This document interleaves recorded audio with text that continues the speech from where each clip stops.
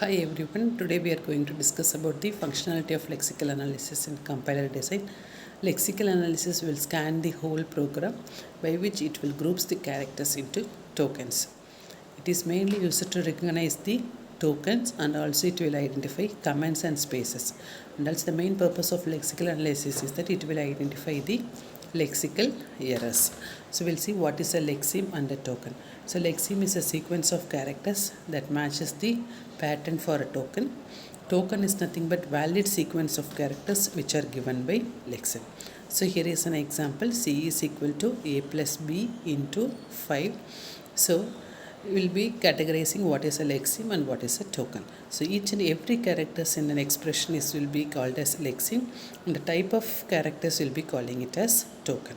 So after for an expression, number of lexeme will be equal to number of tokens. Here is an example, some of the examples. If you are given with an example, you will be asked to identify the number of tokens in a particular expression. Here is a note where single star operator will be considered as one token, two star operator 2 tokens. If you are having continuously 3 star operators, then it will be considered as 3 tokens. Whereas in the case of plus, single plus will come under 1 token. If you are having double plus continuously, then it is also considered as a single token. If you are having triple plus continuously, then it will be considered as 2 tokens. So this is how we will be categorizing the tokens in a particular expression. Before going into regular expression, we'll see some basics of theory of computation. So theory of computation, you'll need to have know what is a finite automata. So finite automata is nothing but it will produce the output in finite number of steps. So next we will see what is a symbol. Symbol is nothing but collection of characters or digits. For example, A, B, C, 0, 1, 2, 3. All those things will be considered as symbols. And alphabet is nothing but a collection of symbols. It is denoted by the symbol sigma. And string is nothing but collection of symbols over an alphabet which is represented by the symbol W. And language is collection of strings over an alphabet. Here is an example. First example is that form a language whose length less than or equal to 2 over the language sigma A is equal to sigma is equal to A comma B. So the given question is that we need to form a language whose length should be less than or equal to 2. So here the length is a fixed one, that means it is a finite one, so it is coming under the category of finite language. Whereas coming to the second example, form a language whose length greater than 2 over the alphabet sigma is equal to A comma B. In this case, the minimum length of the character, length of the string should be 2 and maximum it goes on. So it will come under the category of infinite language. Next coming to length of the string. So length of the string is nothing but it represents the number of input symbols in a given string.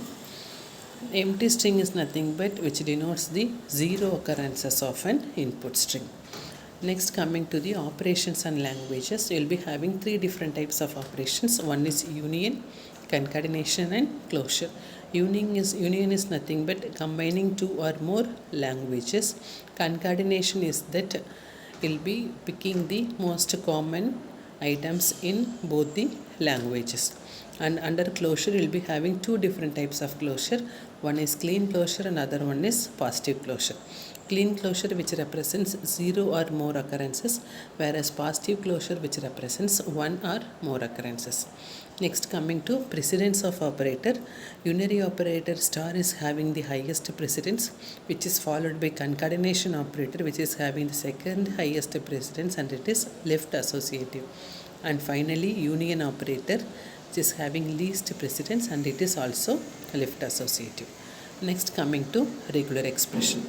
Regular expression is nothing but combination of input symbols, languages, operators such as union, concatenation and closure, which is mainly used to describe the identifier for a particular language.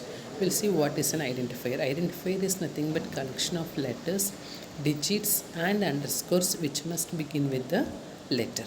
So here is a expression for representing an identifier, which is nothing but letter, underscore, letter slash digit, the whole star. The star represents the 0 or more recurrences.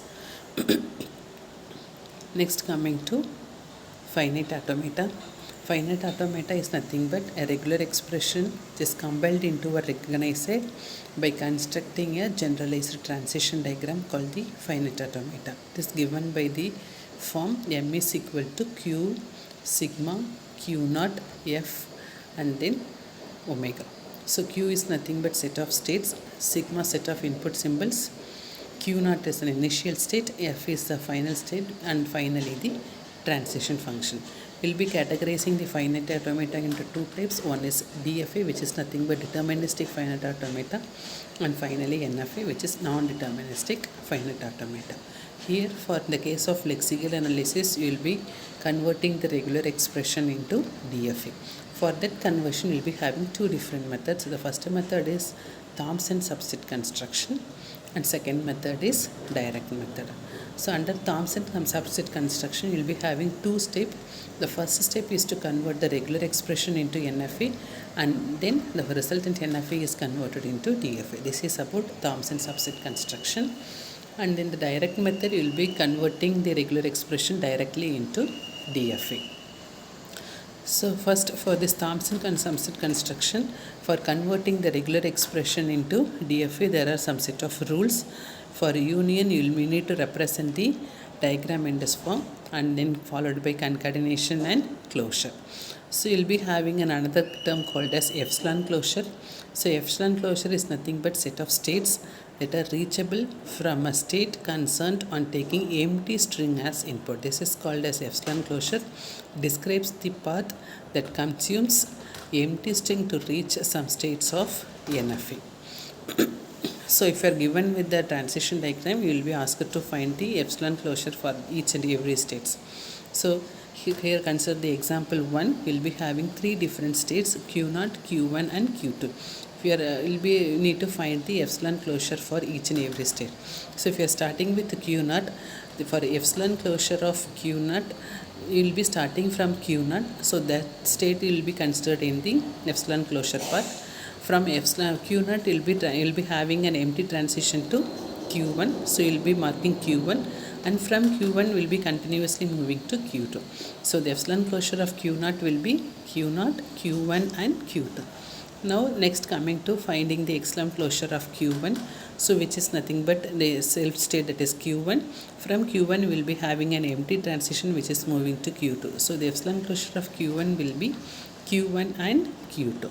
And for epsilon closure of Q2, the self state, and there is no transition move, epsilon transition move from Q2 to some other state. So simply for epsilon closure of Q2, we will be having the output as only Q2. Here is a second example. We will be having the states like 1, 2, 3, 4, 5, 6 and 7, and the below is the epsilon closure which represents the epsilon closure of each and every state. So this is how we will be identifying the epsilon closure for each and every state. Next, coming to steps for subset construction or Thompson subset construction. The first step is that convert the regular expression into DFA using the above rules for operators like union, concatenation and closure.